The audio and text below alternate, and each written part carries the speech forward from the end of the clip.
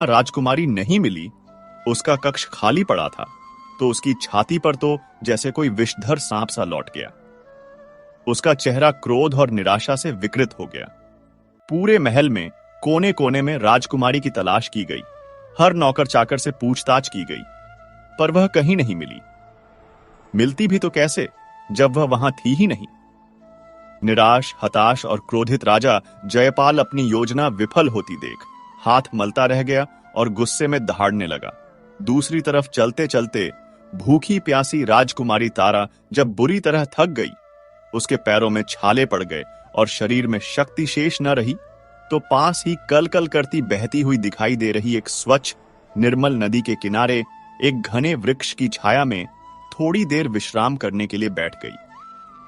अत्यंत प्यासी राजकुमारी जब अंजलि में भरकर नदी से शीतल जल पीने लगी, तो उसे शांत जल में अपनी ही परछाई, अपना ही प्रतिबिंब दिखाई दिया। अपनी परछाई अपने उस अद्भुत अलौकिक सौंदर्य को देख उसे अपने सुंदर रूप से आज पहली बार घिन आने लगी, वितृष्णा होने लगी।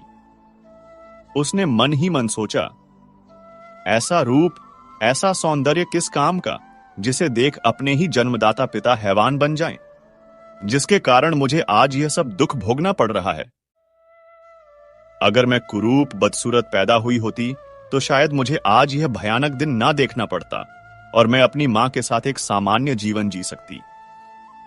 यह सोचकर उसकी आंखों से पुनः आंसू बह निकले।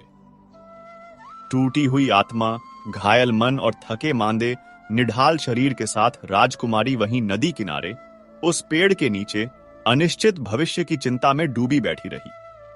अचानक उसके मन में एक क्षणिक ख्याल आया, क्यों ना वह अपनी ससुराल प्रतापगढ़ चली जाए।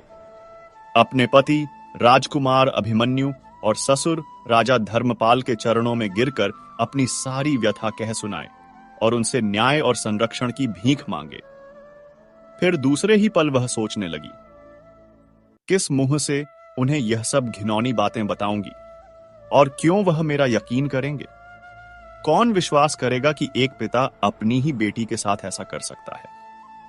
कहीं उन्होंने मुझे ही कुलटा और चरित्रहीन समझकर दुत्कार दिया तो मैं कहां जाऊंगी। तभी उसके अशांत दिमाग में एक और विचार कौंधा, एक अंतिम निराशाजनक उपाय सूझा। क्यों ना इस पापी रूप को ही सदा के लिए खत्म कर दिया जाए। इसे इतना कुरूप बना दिया जाए कि कोई भी पुरुष इसकी ओर आंख उठाकर भी न देखे। ना यह मनमोहक रूप रहेगा और ना कोई इसका चाहने वाला होगा, ना कोई इसे बुरी नजर से देखेगा। एक कुरूप बदशक्ल स्त्री को